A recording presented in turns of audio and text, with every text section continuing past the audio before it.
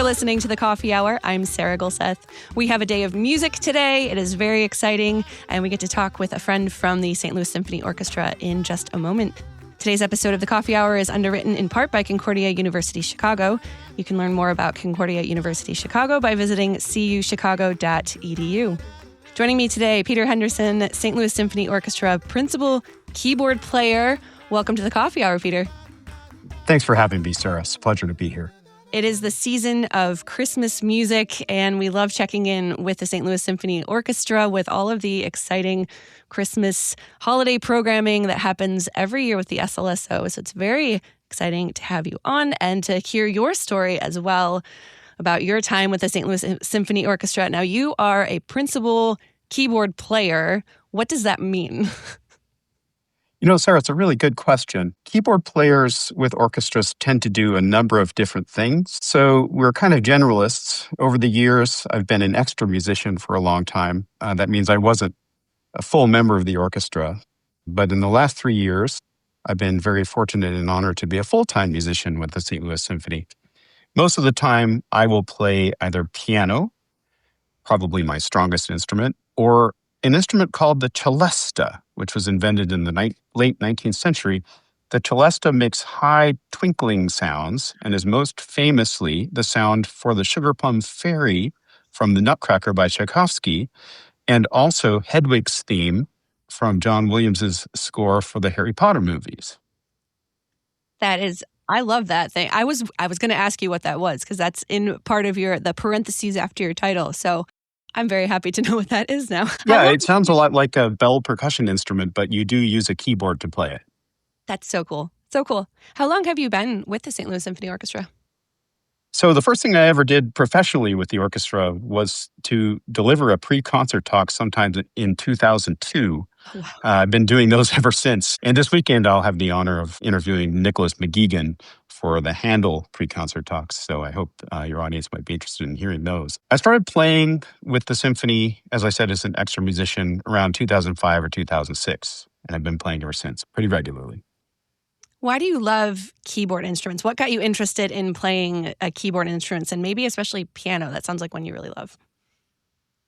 Well, I was fortunate as a child that we had a piano at home. It had been in the family, and it was moved into our home when I was an infant.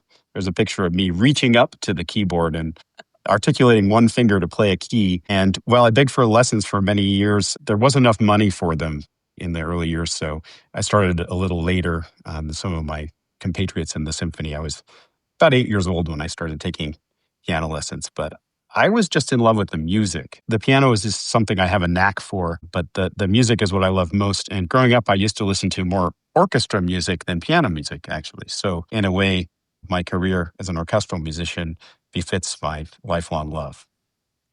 How did that love of piano, how did that help you find your way to the St. Louis Symphony? You've been with them for a while. What was that journey like for you?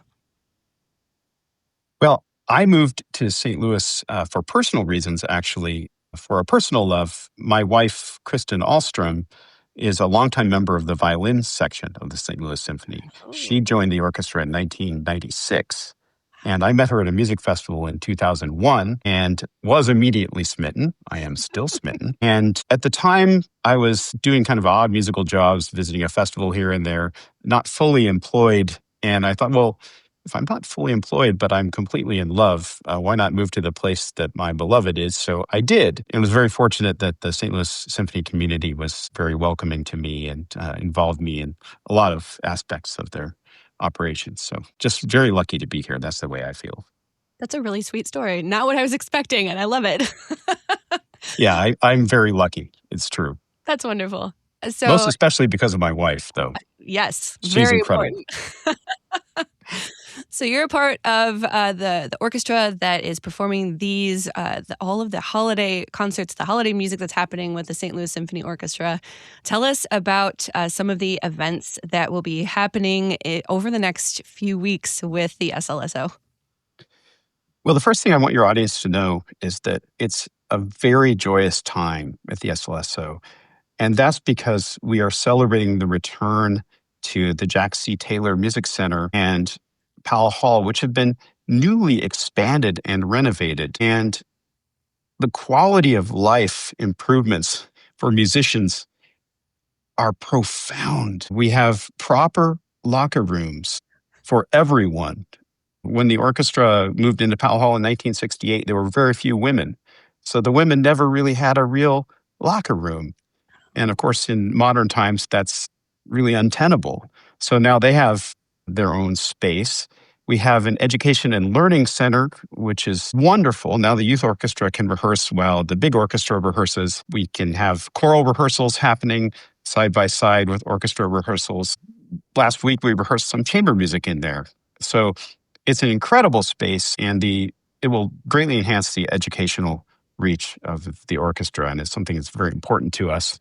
But on the front of house side, you have just a gorgeous new lobby, and it's incredibly married to the old architecture. So you still have the grand old foyer that can greet you, but you have a wonderful new foyer with a spiral staircase and better accessibility. It's much more to ADA standards. The seating is nicer, and believe it or not, the legendary acoustics of Powell Hall, which are so warm and inviting for anyone listening, I think they're even better now, believe it or not. They're still extremely warm, very reverberant, but perhaps even clearer. So if you haven't heard the new Powell Hall, I urge you to come. It's just such a fresh, beautiful place right now. And so everyone's happy on stage, and we hope that our audiences will all be happy too. Yeah, I've been following that. I haven't been there yet, but I have seen and been following all of those renovations. It looks incredible. And I can tell it's very exciting for everyone that's been involved with it too. Well, Sarah, I hope you'll get to come soon. Me too.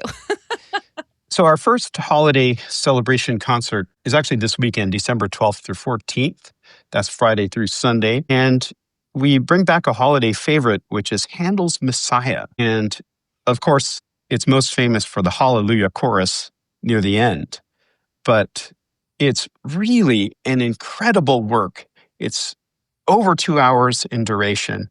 It features soloists and the St. Louis Symphony Chorus, which sounds amazing under the director, Erin Freeman. And we have the joyful conducting of a regular guest conductor, Nicholas McGegan. As I said, I'll be interviewing him. He is, by the way, one of the most broadly knowledgeable people I have ever met. He's also extremely witty, very, very funny, but he's always so happy when he's conducting. And he brings a spring to the music. Also, he's an expert with Handel. He's recorded over 50 albums of music by Handel.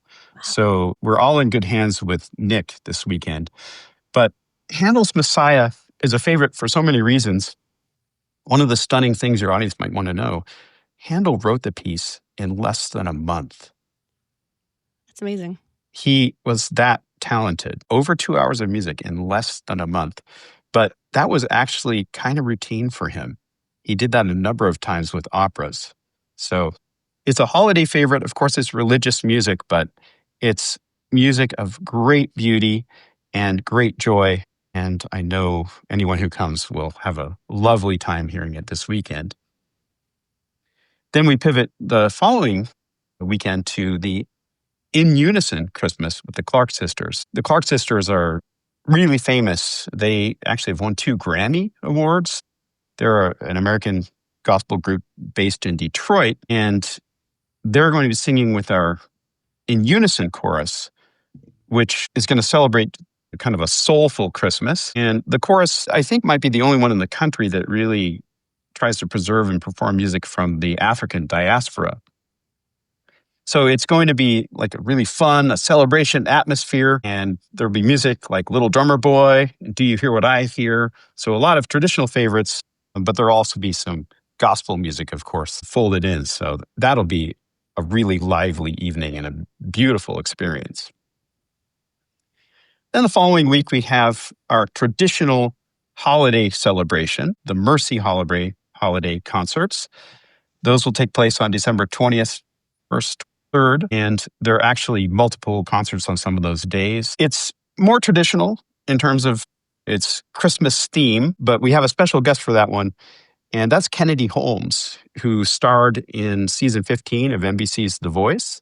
Oh, cool. She's local to St. Louis, and I actually have had a chance one of the things that keyboardists do in the orchestra, sometimes behind the scenes, is to rehearse with the conductor and the soloist before the rehearsal with the main orchestra.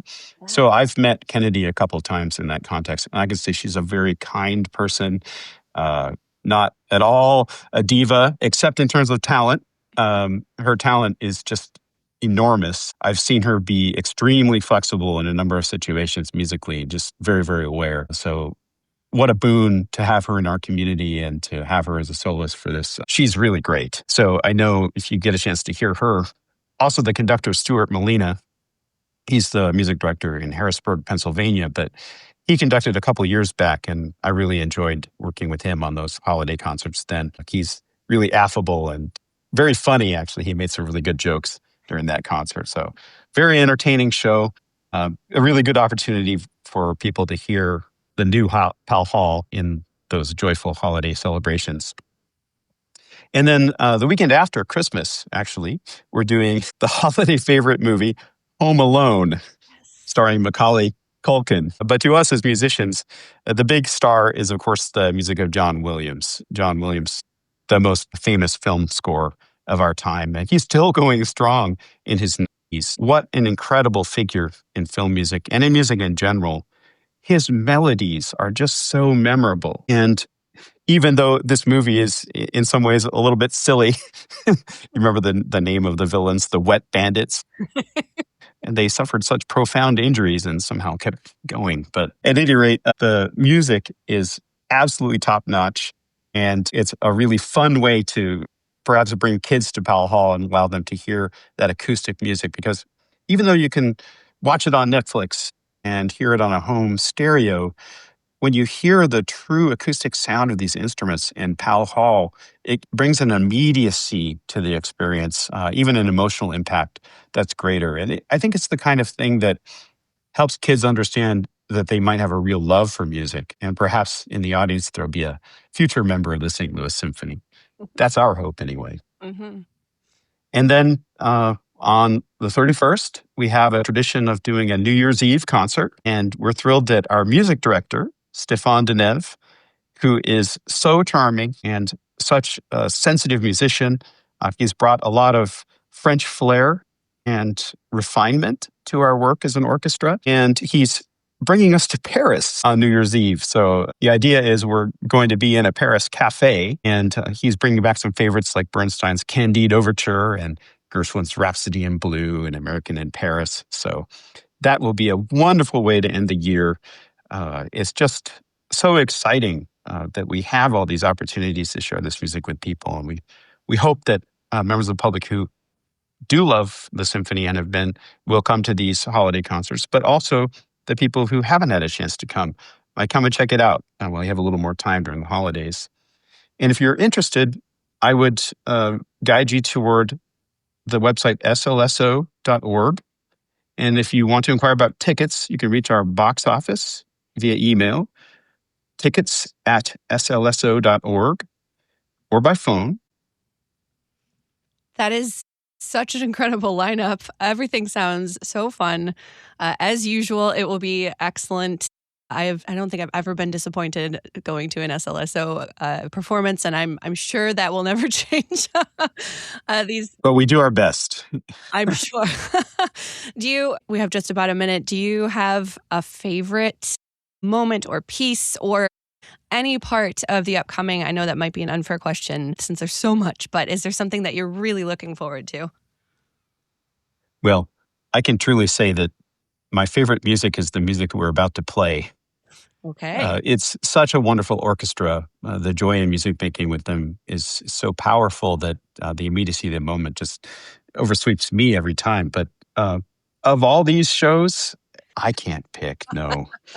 I love them all. And that answer might change every week anyway, so that's all right. Everything is a favorite, and that is totally allowed here. It's going to be so fun to hear the SLSO in the next few weeks, especially as you were describing the renovated Powell Hall. It's going to be a really special experience. And we'll put the link to the SLSO.org and the ticket information in the show notes for this episode for people who are interested in learning more. Peter Henderson, SLSO, St. Louis Symphony Orchestra Principal Keyboard Player, thank you so much for joining me on the Coffee Hour. Thank you, Sarah. You've been listening to the Coffee Hour. I'm Sara Couden.